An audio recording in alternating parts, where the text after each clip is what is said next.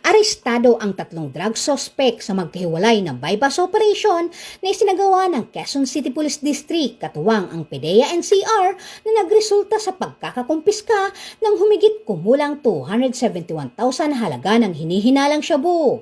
Sa operasyon ng Novaliches Police Station 4 sa Barangay Gulod, Novaliches, nasa kote sina alias Mario at alias Francis. Nakumpiska mula sa kanila ang 19 gramo ng shabu na nagkakahalaga ng 129,200 pesos, motorsiklo, helmet, cellphone at bypass money. Napag-alaman ding may dati ng kaso ang mga sospek. Samantala, sa ikinasang operasyon naman ng Galas Police Station 11 sa Barangay Santo Niño ay naaresto si alias Romeo, 37 anyos, matapos bentahan ng 1,000 halaga ng shabu ang isang pusher buyer.